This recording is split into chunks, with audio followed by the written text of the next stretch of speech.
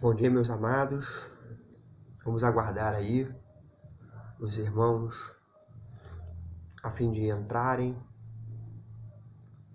na aula de hoje.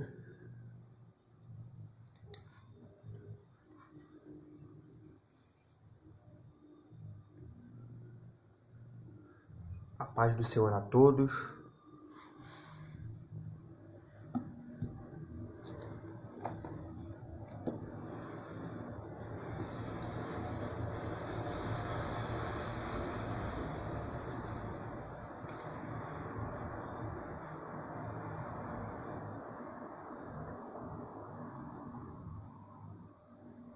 Glória a Deus.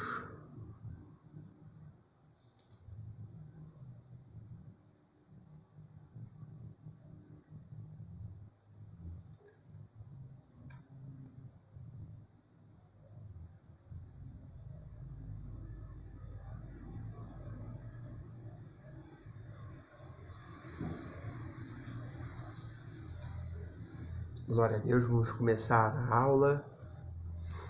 A segunda parte da lição 2.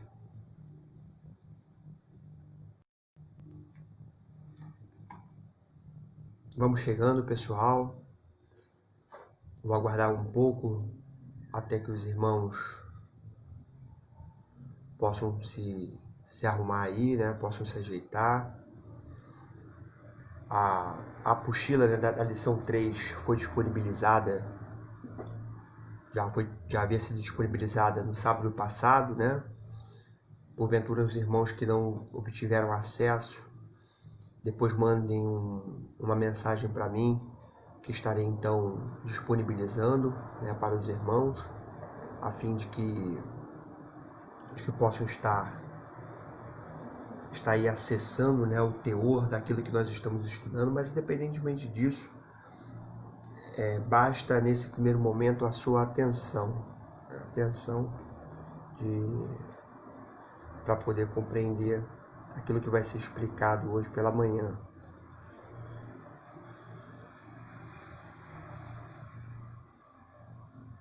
Amém?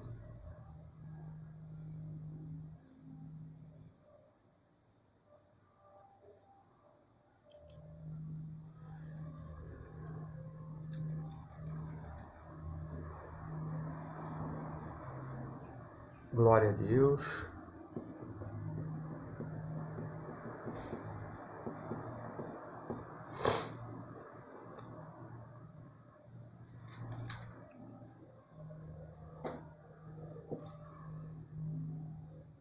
Glória a Deus.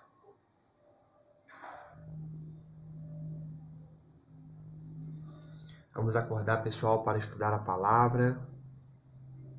Nesse momento, mais do que imperioso, mais do que importante, é estudarmos a palavra de Deus.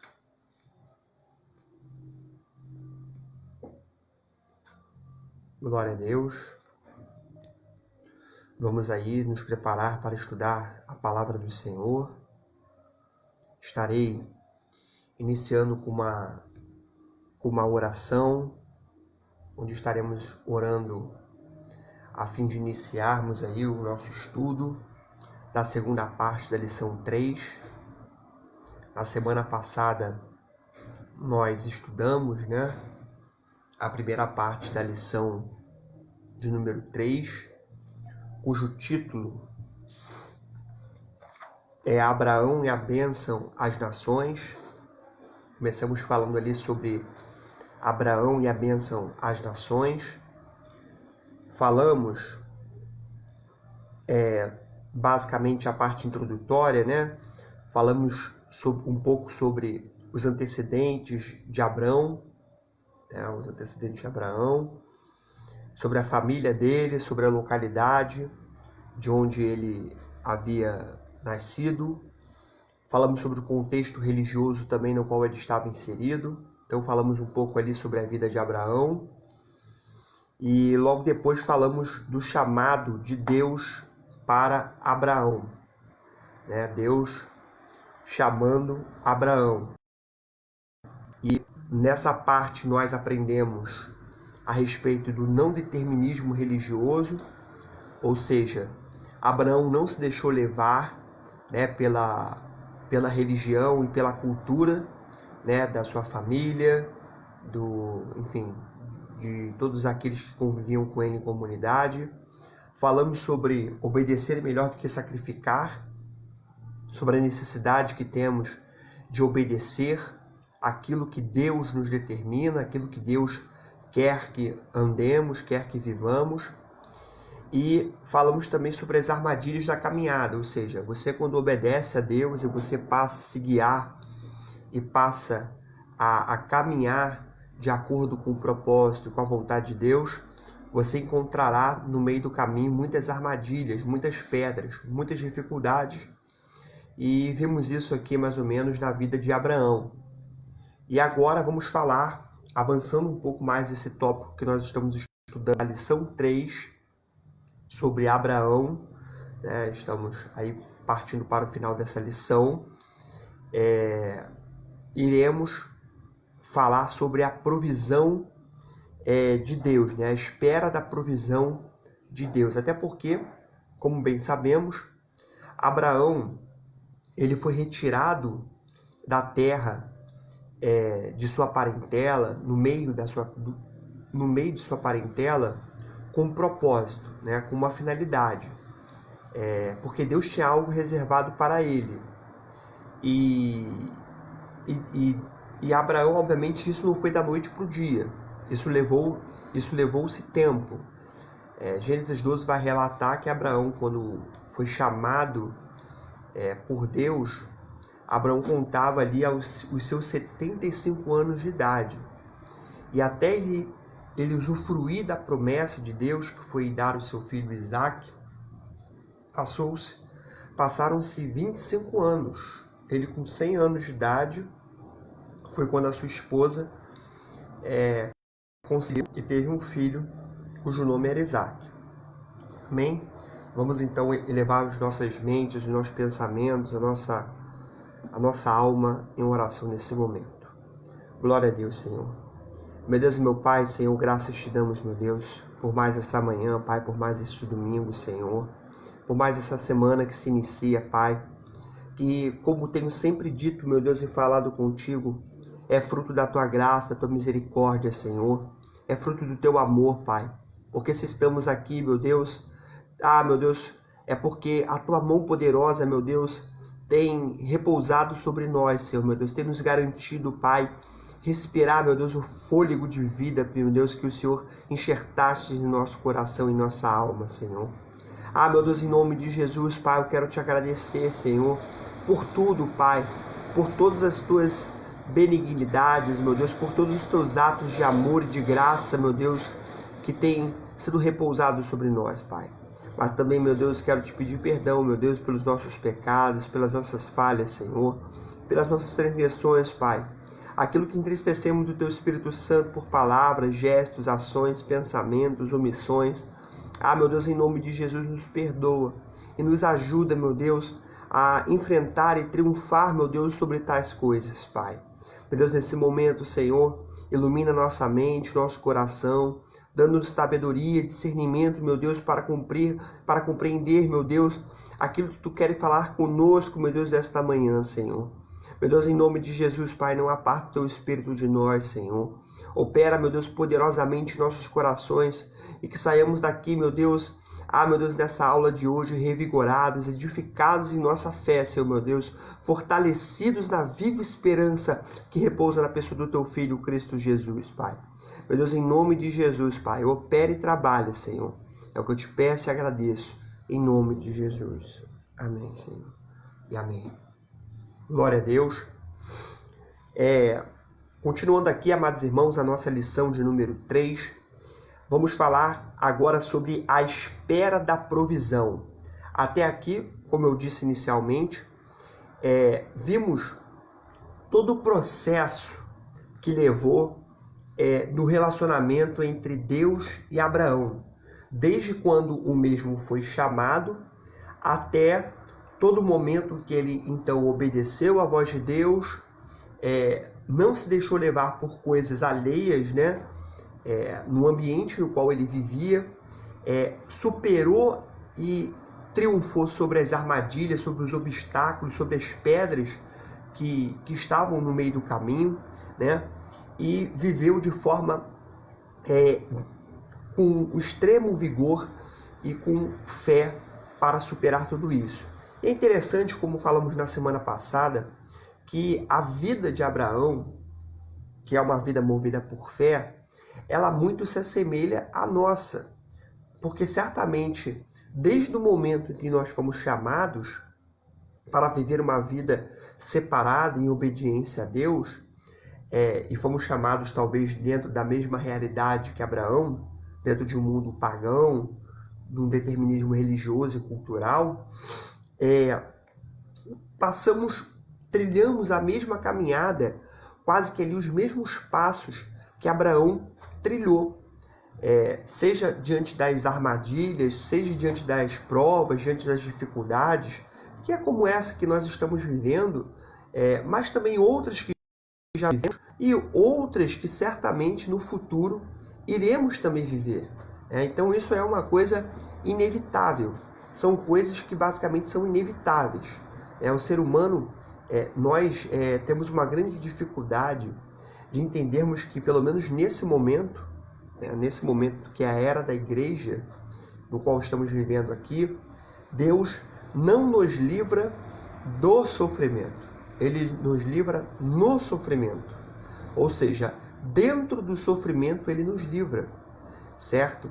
Então, eu até mesmo falo com a minha esposa, né? Não adianta fugirmos, não adianta irmos como Elias para a caverna, né? Não adianta como o próprio Abraão e Isaac também, olharmos para trás e regressarmos para o Egito atrás de pão, certo? Temos que o quê? Temos que confiar e olhar para frente e caminhar para aquilo que Deus quer que caminhemos. E é isso, e é disso hoje que vamos falar, sobre a espera da provisão de Deus, ou seja, algo que era futuro para Abraão e algo também que certamente é futuro para nós. Então nós temos esperança naquilo que Deus há de se cumprir na sua palavra, certo? Que é o quê? A volta do Senhor Jesus para levar a sua igreja consigo. Então essa é a nossa viva esperança. É através e por meio disso que nós nos movemos. E Abraão, dentro daquela realidade que ele vivia, também era essa a esperança dele, pelo menos como pano de fundo, né? Dentro da realidade ali, a respeito da sua parentela, né? do local que Deus tinha reservado para ele, que era Canaã, né? Que é o local que Deus queria que ele então vivesse, né? Constituísse a sua família, constituísse a nação, mas também vemos que Deus estava também provendo a viva esperança de sua esposa conceber o filho da promessa, que é Isaac, certo? Mas Abraão, ele é também listado em Hebreus 11 como o quê? Um dos heróis da fé. Ele esperava por algo maior do que aquela questão ali material, né? E nós também esperamos por isso. Vivemos movidos por meio dessa realidade, né? Não são as realizações da terra que tem que nos mover. O quanto que eu vou ganhar de dinheiro, o quanto que eu vou ter de melhor emprego, o quanto que eu vou ter disso, porque tudo isso é passageiro. Tudo isso é passageiro, né? Qual é a esperança nesta terra aqui que o morto tem? Nenhuma, certo? Então, devemos nos mover pela fé para algo superior, para algo futuro. Amém? Aí aqui, vamos começar falando da lição 3 sobre a espera da provisão de Deus. Olha o que ele fala aqui na apostila, aqui na página 19, no item 3, a espera da provisão de Deus. Ele vai dizer: um dos momentos mais difíceis da vida de Abraão foi uma guerra que envolveu 9 reinos, lá em Gênesis 14, versículo 1 ao 11, e resultou no aprisionamento de seu sobrinho Ló, o qual teve todos os seus bens roubados, né? Abraão empreendeu vitoriosa campanha militar contra os monarcas locais que haviam sequestrado seu sobrinho. E quando retornava extenuado, o Senhor veio ao seu encontro, em Gênesis 14, 18 a 20. Certo? Então ali após Deus ter falado com Abraão inicialmente, em Gênesis 12, Deus então volta a falar com ele em Gênesis 14, certo? Que é aquele cenário que nós vemos da guerra, né? Envolvendo aqueles 9 reis, em que praticamente despojaram o seu sobrinho Ló, e vemos que Abraão, juntamente com seus servos, triunfa sobre aqueles reis, vence aquela guerra, e ao vencer aquela guerra, e aí nós vemos algo interessante. Abraão, ele dizima, né, do despojo da vitória que Deus havia dado a Abraão. Abraão, então, ao se apresentar a ele o sacerdote Melquisedeque, que fala um pouco sobre isso lá em Hebreus 7, e também aqui em Gênesis 14, são praticamente os únicos momentos da Bíblia que fala sobre isso. Abraão, como um ato de gratidão, de amor, de fé, ele retira 10% daquilo que Deus havia abençoado ele no triunfo sobre os seus inimigos, e entrega a Melquisedeque, né? O que demonstra ali que basicamente Abraão não somente vivia pela fé, mas demonstrava sua fé mediante as obras. Amém? E aqui, obviamente, como um ato de gratidão e como um ato de fé, na esperança de que Deus era o seu provedor, né? Que, na verdade, quem havia ganhado aquela guerra ali foi o próprio Deus. E aí, vai falar aqui, né, subdividindo, né, dividindo esse tópico referente à espera da provisão de Deus. Vamos aprender no primeiro momento aqui que Deus aqui se apresenta como o Deus abençoador. Dentro da provisão daquilo que Deus promete para o seu povo, vemos aqui o Deus abençoador, o Deus que quer abençoar, o Deus que quer derramar bênçãos sobre os seus. Aí ele vai dizer assim, o Deus abençoador é representado no livro de Gênesis pela figura de Melquisedeque, que é o que nós acabamos de falar sobre ele, cujo nome significa meu rei é minha justiça. Ele era sacerdote e rei de Salém, que significa paz, né? Shalom. Melquisedeque era um contemporâneo de Abraão, que prestava adoração ao único e eterno Deus. Ele foi o primeiro homem a abençoar o pai da fé, Abraão, né? Que aqui em Gênesis 14, eu vou abrir aqui rapidamente, né? Para que só nós, você certamente que está com a sua Bíblia em mãos e aberta, né? Lá em Gênesis 14, vemos o seguinte aqui, amados. Que ele fala assim, né? No versículo 18, que diz: E Melquisedeque, rei de Salém, trouxe pão e vinho, e este era sacerdote do Deus Altíssimo. E abençoou-o a quem? Abraão. E disse: Bendito seja Abraão, no caso aqui Abrão, do Deus Altíssimo, o possuidor dos céus e da terra. E bendito seja o Deus Altíssimo que entregou os teus inimigos nas tuas mãos. Aí diz aqui, né? E deu-lhe o dízimo de tudo. Então perceba, amados irmãos, que como um ato que Deus ali então, ele abençoa Abraão, ele já na verdade havia antes abençoado Abraão com a vitória, e agora aqui Melquisedeque como representante, como porta-voz de Deus, como sacerdote do Deus Altíssimo, ele então impetra uma bênção sobre Abraão, e Abraão, reconhecendo o poder de Deus, a soberania de Deus, e de que Deus era a sua justiça, ou seja, que Deus havia entregue seus inimigos nas suas mãos como um ato de pura graça e misericórdia, então Abraão, como um ato de gratidão, de fé, de amor, reverência e temor a Deus, ele entrega ali uma parte daquilo que Deus havia lhe abençoado. Então vemos aqui, amados irmãos, que Deus ele se relaciona com a sua igreja de modo que Deus deseja, sim, abençoar a sua igreja. Em qual propósito, em qual sentido? Para que a sua igreja ela possa se municiar dos recursos necessários, certo? Para ela cumprir o seu propósito, para ela cumprir a sua missão, seja ajudando as outras pessoas, seja abençoando outras vidas, seja investindo na sua missão, no aspecto missionário, de levar o evangelho, de levar a palavra de Deus a outras pessoas. Então, Deus ali tem um grande e rico propósito nisso, certo? Ou seja, a igreja ser uma igreja comunitária, amém? E Deus, obviamente, munido dessa situação, na verdade a igreja munida das bênçãos de Deus, ela deve reverter isso para cumprir o propósito da igreja aqui na terra, né?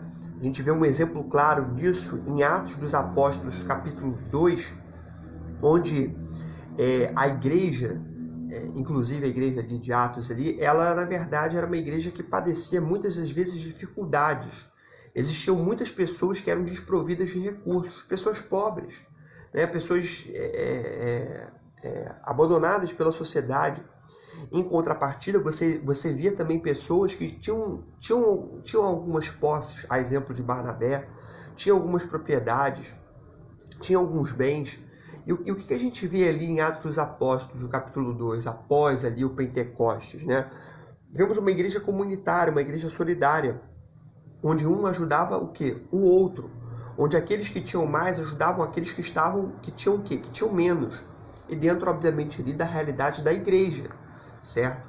Então, somos chamados, amados irmãos, a isso, né? A vivermos de uma forma comunitária, dentro das suas possibilidades, nós ajudarmos uns aos outros, que certamente, amados irmãos, isso ajudará em muito a nossa vida aqui na Terra, né? E justamente no relacionamento com Deus. E aí aqui, ele vai dizer o seguinte, né? Ao falar sobre o Deus abençoador, vai falar aqui agora sobre a provisão na medida certa, porque é disso que nós estamos estudando, sobre a espera da provisão de Deus. E aqui ele vai dizer a provisão na medida certa. Olha o que ele diz aqui, ó. Melquisedeque veio com a provisão especial de Deus para abençoar Abrão, pão e vinho. Essa mesma oferta está simbolicamente presente no memorial da ceia do Senhor, em que celebramos o sacrifício remidor de Cristo na cruz por nós. Ao receber sua bênção, Abraão não retém sua gratidão. Sua primeira atitude foi dar o dízimo de seus espólios. Ao agir assim, ele demonstrou humildade e obediência e reconheceu Deus como fonte de todas as bênçãos, né? Então, amados irmãos, perceba que aqui Deus proveu a Abraão aquilo que era necessário para ele, né? E é interessante que ele usa aqui simbolicamente a questão do pão e do vinho, e nós nos lembramos aí da ceia do Senhor que representa pão e vinho. O que significa exatamente isso, né? Porque você vê Melquisedeque ali apresentando os mesmos elementos da Santa Ceia, da Ceia do Senhor. Porque, amados irmãos, aquilo ali significa como se fosse um pacto, como se estivesse selando, né? Ou, simbolicamente falando, selando uma aliança, né? Uma comunhão, um relacionamento entre Deus e o homem, por meio da fé, certo? Então nós, por exemplo, hoje celebramos a Santa Ceia do Senhor como um ato que? Como um ato de fé daquilo que Deus fez antes, realizou antes pelas nossas vidas, realiza durante e ainda há de realizar depois até que Ele venha, certo? Então perceba aqui que a primeira a maior bênção que Deus que Deus estava dando a Abraão, era a bênção de permitir com que Abraão, com ele, se relacionasse. Deus queria ter intimidade com Abraão, né? E queria que Abraão também tivesse intimidade com ele. E, amados irmãos, é um privilégio você ver Deus abrindo as portas para que nós tenhamos com ele intimidade. Entenderam? E como ato de reconhecimento disso, foi que nós já falamos aqui. Sei que é um assunto, amados irmãos, e nós, até mesmo eu como professor de escola dominical, eu não posso me envergonhar, mas é um assunto um pouco polêmico sobre a questão do dízimo, que algumas pessoas são críticas ao dízimo, acham um absurdo, né? E normalmente a justificativa dessas pessoas no tocante ao dízimo, a grande esmagadora maioria, até porque eu já fui assim, né? Eu já fui um crítico da questão do dízimo, mas a grande maioria critica o dízimo por dois motivos, praticamente dois motivos. O primeiro deles é porque ele acha que o dízimo você estará enriquecendo pastores, líderes religiosos. Então esse é o primeiro ponto, né? O segundo ponto consiste na ganância e no orgulho do ser humano. Ou seja, ele não dar o dízimo não é somente por causa do pastor ladrão, que ele coloca, já acusa e já condena como pastor ladrão, né? Mesmo sem ter provas para isso, é o que ele acha, né? Mas o outro ponto é a questão da ganância.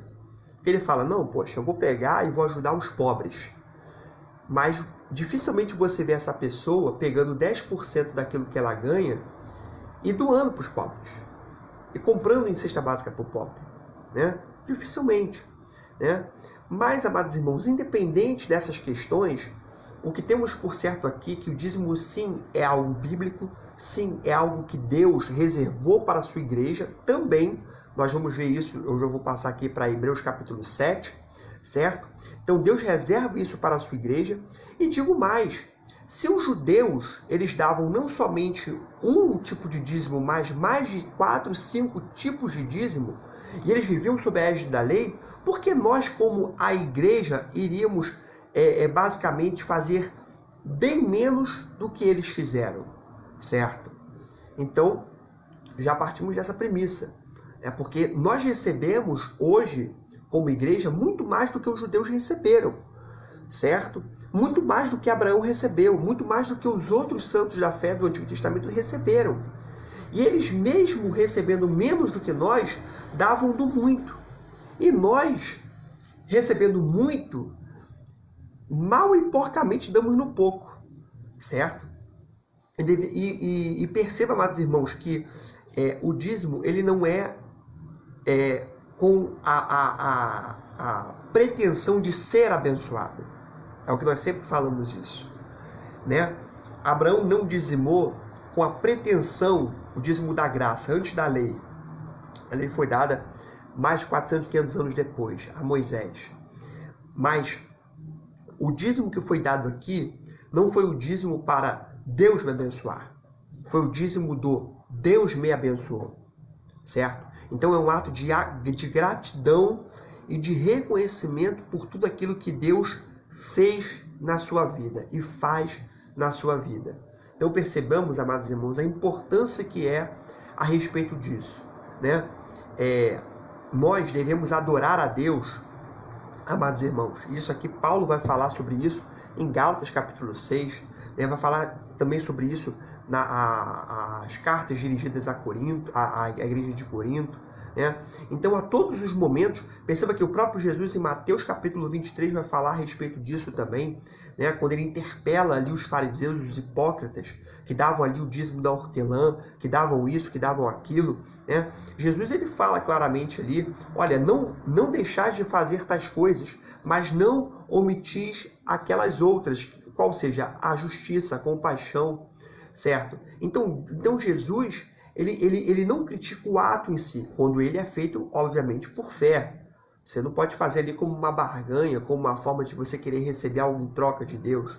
Mas quando você faz com fé, com gratidão, com amor, com alegria no seu coração, é importante isso, amados irmãos. Porque Deus ama quem dá com alegria, certo? Então, se você, dentro do seu coração, é o que eu sempre falo para muitas pessoas, você dentro do seu coração, você ainda está com aquela coisa, não, eu não vou dar por isso, por aquilo e tal, não sei o quê, então você não dê.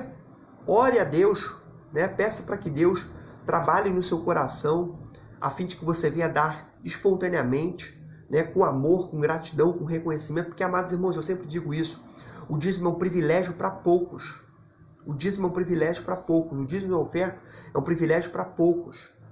É somente para aqueles que foram iluminados por Deus e reconhecem o que Deus tem feito na vida deles e o que Deus faz na vida deles, certo? Então, se hoje você tem um emprego, se hoje você tem os seus parcos recursos, é porque Deus permitiu, porque existem pessoas que não têm. Não vai achando que é você, pelo seu intelecto, pela sua capacidade, pela sua habilidade, pela sua justiça, pelos seus méritos, porque não é. Certo? Então, quando a pessoa reconhece isso, ela com gratidão transbordante no seu coração, ela oferta então ao Senhor. Amém?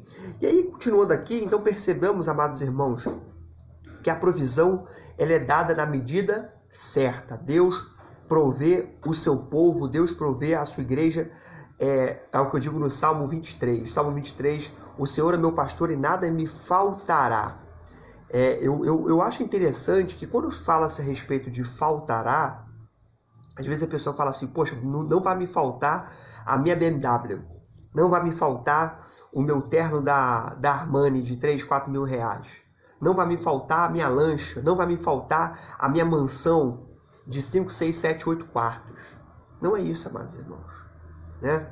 Deus sabe aquilo que nós necessitamos. E Jesus, no Sermão do Monte, lá em Mateus, no capítulo 6, quando ele vai dizer respeito, né? Buscai primeiramente o reino dos céus e todas essas coisas vos serão acrescentadas. Que coisas são essas? Qual é o contexto que Jesus está falando ali? O de beber, o de comer, o de morar, né? O de se vestir. Ou seja, o necessário Deus vai prover a você. Deus não dá nem além e nem aquém. Deus dá o quê? O necessário para você poder ter uma vida digna, certo? E se porventura Deus te dá mais do que você necessita, é importante, certamente Deus está fazendo aquilo ali para que você, através disso, você possa abençoar outras pessoas. Ou seja, Deus quer usá-lo como instrumento para abençoar outras pessoas. Amém? Então aqui, nessa parte da nota aqui, também ele vai falar o seguinte, né? Citando aqui João capítulo 5, versículo 26, que ele diz: aprendemos ao estudar a vida de Abraão que o homem não está condenado às determinações de sua cultura, religiosidade ou história pregressa. Ele pode romper com as cadeias do pecado ao obedecer à voz de Deus e transcender em todas as áreas de sua vida. Então, amados irmãos, nós não podemos e não devemos nos prender às amarras culturais, ideológicas, religiosas da nossa sociedade, certo? Hoje, infelizmente, amados irmãos, temos vivido num ambiente, num cenário, que é o cenário do ecumenismo religioso, que é o cenário do relativismo, né? Onde as pessoas estão relativizando a palavra de Deus, a verdade absoluta, alicerçada na palavra, inspirada por Deus, estão transigindo, negociando com o mundo, querendo criar ali um meio termo, né? Nem muito, nem pouco. Vamos criar aqui um meio termo, né? Para haver um relacionamento harmônico. Ou seja, tem que se formar, infelizmente, na igreja, homens e mulheres covardes, né? Que falta ousadia, falta intrepidez e quer poder de Deus. A gente vê o exemplo de Atos dos Apóstolos, capítulo 4, onde Pedro é preso, né? Onde a igreja é ameaçada, né? Sai-se uma nota no Sinédrio, ameaçando para que a igreja se calasse e fechasse as portas. E o que nós vemos ali? A igreja reunida, orando a Deus, clamando o quê? Clamando por cura, por bênção, por isso, por aquilo, por fogo, por tempo.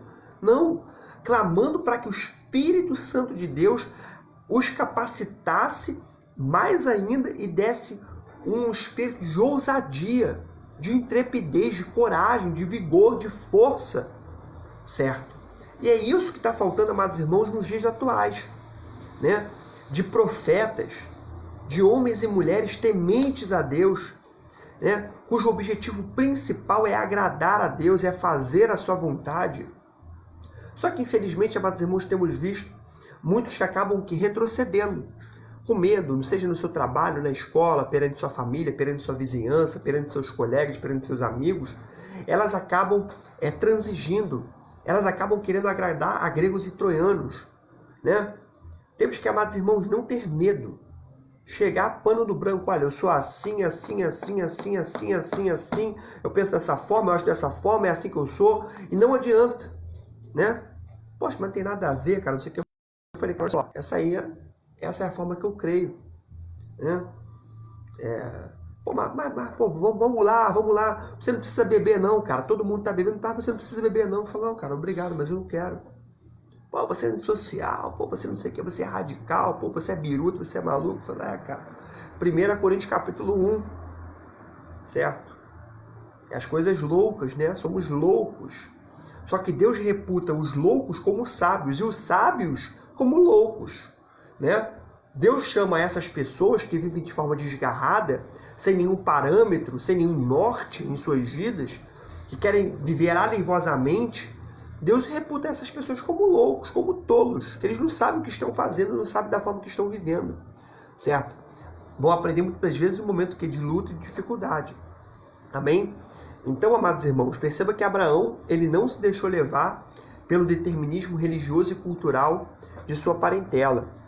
E aí, após falar sobre o Deus abençoador e sobre a provisão na medida certa, vamos falar aqui sobre as promessas divinas que não falham. Amados irmãos, Deus não é homem que falta com a verdade. Deus não é homem que mente. Deus não é homem que deixa de cumprir as suas promessas. Eu, inclusive, estudando o livro de Abacuque, daquele livrinho do temor à fé, estaria Deus no controle da história, né?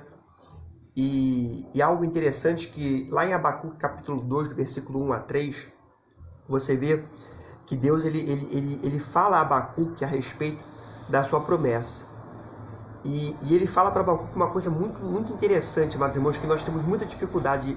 Eu até vou ler aqui para os irmãos, bem rapidamente, são só 3 versículos, lá em Abacuque, no capítulo 2, que ele diz assim, ó: sobre a minha guarda estarei, sobre a fortaleza me apresentarei, e vigiarei para ver o que fala comigo, e o que eu responderei quando eu for arguido. Ou seja, Abacuque falando aqui, referindo-se a Deus. Aí ele diz no versículo 2: então o Senhor me respondeu e disse: escreve a visão e torna-a bem legível sobre tábuas, para que a possa ler o que correndo passa.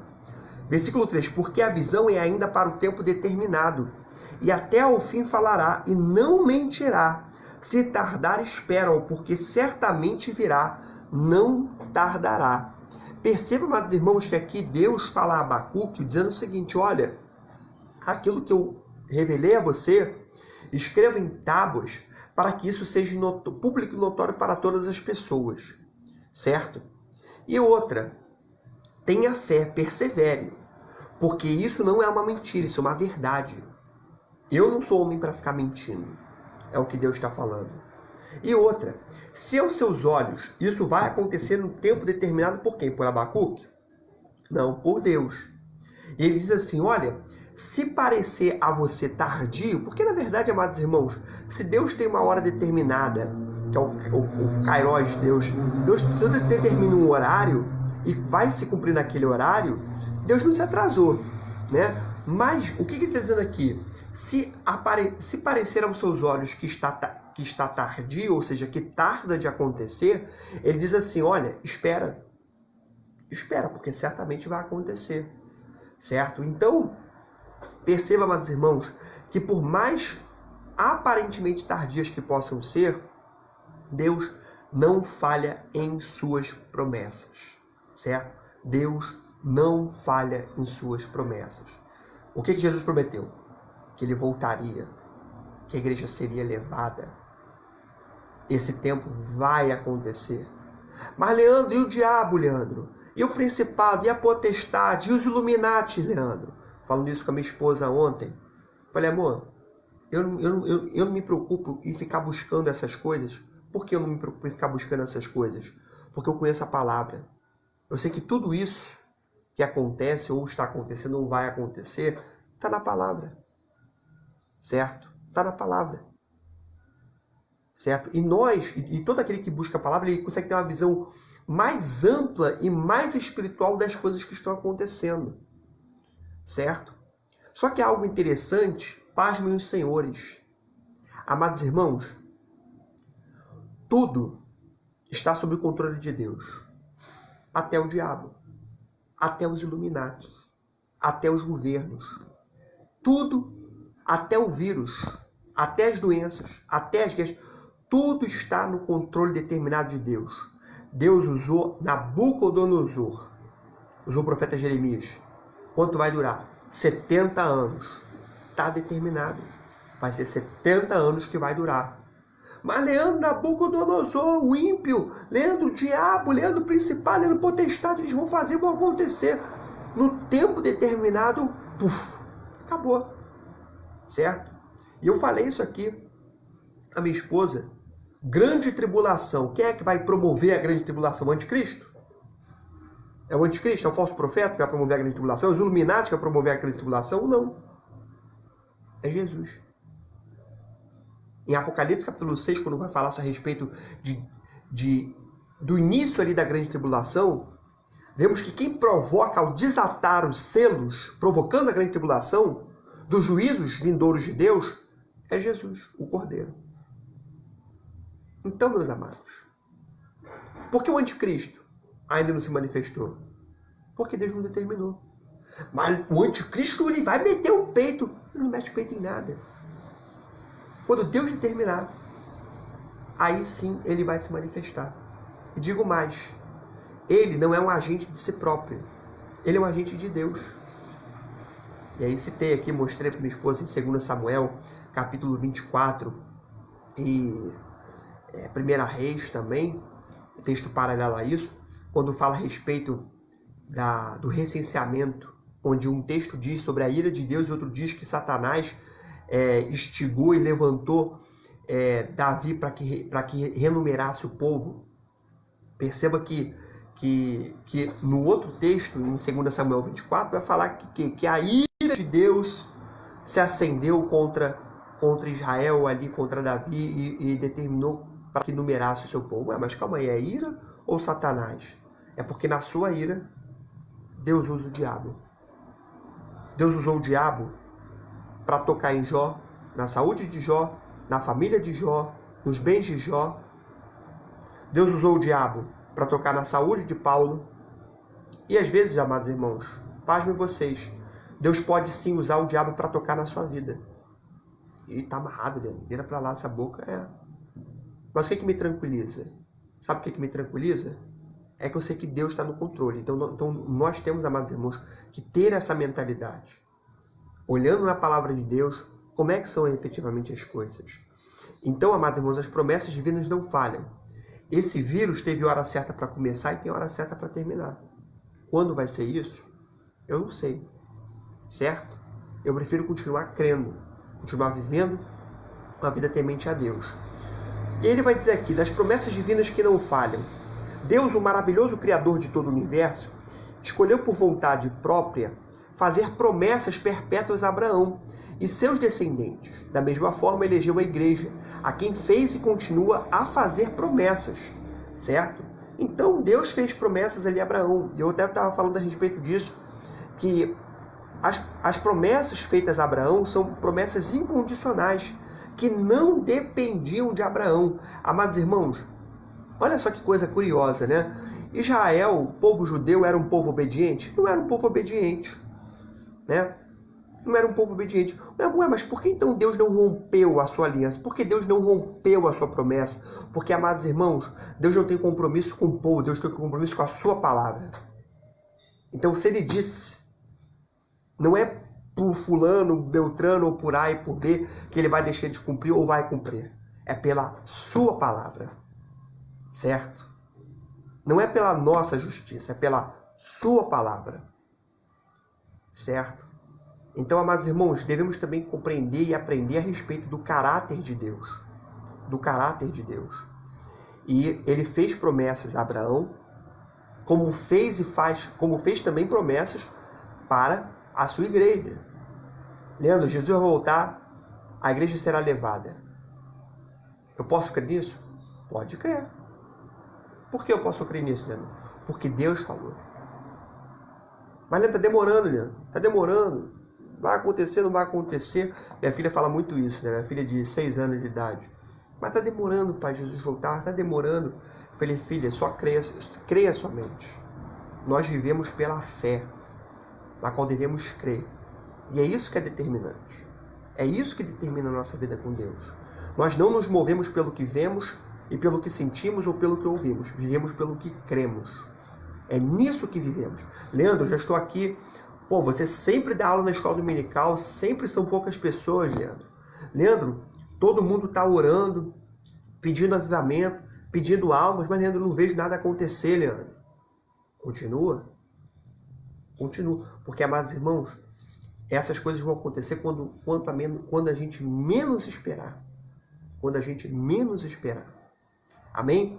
Aí aqui ele vai falar justamente sobre a promessa, né? Primeiro, Isaac, o filho da promessa. Olha o que ele diz aqui, ó.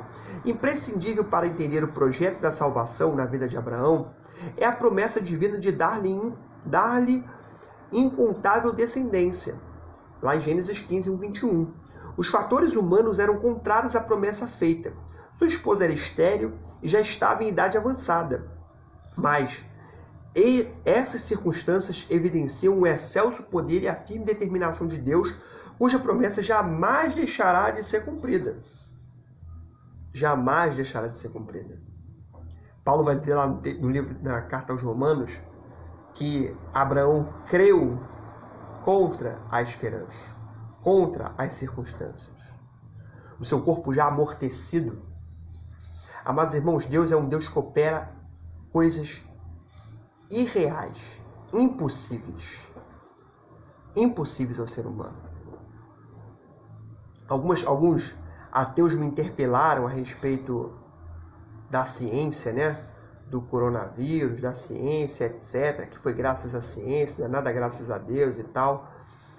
Aí eu cheguei para ele e falei, olha, espero que você não passe por uma situação difícil, de talvez pegar esse vírus e precisar ser hospitalizado, e você ouvir dos médicos que a ciência não tem como te socorrer naquele momento. A ciência vai falhar quando mais você precisar dela. E aí, o que você tem? Certo? Simples assim. Simples assim. Você pode ter os melhores exames, os melhores médicos, os melhores medicamentos. Você pode ter tudo, né? Só que, meu amigo, é uma coisa que não depende só da ciência, ou só de você, ou só dos médicos. Se tiver que acontecer, vai acontecer. Como nós temos visto. Pessoas jovens, aparentemente saudáveis, morrendo. Em contrapartida, pessoas anciãos, idosos de 80, 90, 100 anos, com comorbidades, a pessoa é hipertensa, diabética, tem isso, tem aquilo, um monte de coisa, teve tuberculose, tem 50% do pulmão, pegou essa porcaria desse vírus, mas conseguiu se recuperar. A outra não passou 2, 3 dias e morreu. Cadê a ciência aí? A ciência é importante? É importante. Sem sombra de dúvidas. Agora o problema todo é quando transforma a ciência num senhor. Só que a ciência é limitada. Deus não. Certo? Deus não. A ciência vai até certo ponto. Chegado a esse ponto, ela não tem mais nada a oferecer. É só aguardar, é só esperar. Amém? Então aqui, amados irmãos, vemos que o quê? Que nós vivemos contra a esperança. E foi prometido a Abraão o filho da promessa. Dada ali as circunstâncias, Abraão certamente ele não poderia imaginar que ele teria ali aos 100 anos de idade um filho. Na altura do campeonato, eu e minha esposa, centenários, ter um filho, que história é essa? Isso não batia muito, e realmente, amados irmãos, isso não bate muito na nossa mente e no nosso coração. Nós, às vezes, olhamos muito para as circunstâncias, olhamos muito para a tempestade em nossa volta. E achamos que nós não podemos andar sobre o mar, que não podemos andar sobre ela, confiantemente olhando para Jesus. Certo? Somos levados pelo medo, pelo pânico, né? pela ansiedade, pela depressão. E muitas das vezes nós esquecemos disso. Amém? E ele vai dizer aqui, ó, Jesus, o alvo da promessa. O pilar das bênçãos de Deus na vida deste patriarca era a sua aliança com ele, a aliança abraâmica, que se cumpriu cabalmente no nascimento do Messias, o nosso Senhor e Salvador. Certo? Então, a promessa que Deus fez a Abraão cumpriu-se ali primordialmente o que? Em Jesus, o Messias prometido, porque Isaac, figurativamente, simbolicamente, representava aquilo que Deus ia fazer posteriormente. Certo? O filho da promessa. Aí ele vai dizer aqui, né? Israel, Abraão, laços sanguíneos, povo hebreu. Israel espiritual, Cristo, laços espirituais, povo de Deus. Então nós nos apropriamos da fé, das promessas de Abraão pela fé, porque Abraão se apropriou das promessas pela fé, porque ele creu. E isso lhe foi imputado como justiça. Amém? Aí concluindo aqui, vai dizer assim, ó, a narrativa da chamada de Abraão mostra que ao relacionar-se conosco, o Senhor propõe um pacto cuja garantia é a sua própria pessoa. Ou seja, o que garante o nosso relacionamento com Deus é o próprio Deus. Não vai achando você que é você pela sua justiça, pelos seus méritos, pela sua obra. Ah, não, olha, eu sou bonzinho, eu temo a Deus. Diante disso, Deus vai se relacionar comigo. Não vai achando você que é por isso, não. É pela misericórdia, um ato de graça. Certo? Ali vai dizer, nesse sentido hoje, sua chamada, sua promessa e seu poder orientam os rumos da vida humana por meio de Jesus Cristo, o Salvador. Amados irmãos, eu creio muito na soberania de Jesus, na soberania de Deus. Certo? Então, a nossa vida, o nosso relacionamento com Ele está nas mãos do Senhor. É Ele que promove isso. É Ele que dá a oportunidade, que abre as portas para que nós possamos nos relacionar com Ele. E nós nos apropriamos dessa oportunidade mediante o quê? Mediante a fé. Amém? E aí ele vai dizer assim, assim como foi com Abraão, a justificação, que é a salvação, a redenção, a remissão dos pecados, ocorre pela fé. Logo, precisamos crer de todo o coração a fim de alcançarmos a salvação. Amém? De que maneira somos salvos? Pela fé. É pela fé. Obedecer ao chamado de Deus não é fácil. Nem sempre teremos a exata percepção de como as situações futuras ocorrerão. Entretanto, o exemplo de Abraão estimula-nos a crer incondicionalmente nas promessas de Deus. Certo? Então, amados irmãos, nós devemos ser movidos a isso. Certo? Nós devemos ser movidos a isso. Existem muitas pessoas, amados irmãos, que, como a gente leu aqui, né, nos estimula a crer incondicionalmente, ou seja, você não coloca nenhuma condição para crer em Deus. Não, se Deus me ajudar aqui, se Deus fazer assim, se Deus fazer... Você não pode estimular isso. Isso aí não é fé. Isso é barganha. Isso é chantagem. Deus quer que creamos nele incondicionalmente, independente das circunstâncias, sejam elas boas ou más. Eu creio no Senhor. Independente do que eu esteja passando, eu creio no Senhor.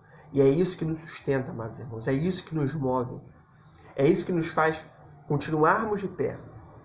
Por isso, meus amados, fechando aqui a lição 3, falando basicamente um pouco aqui sobre a vida desse grande homem, né?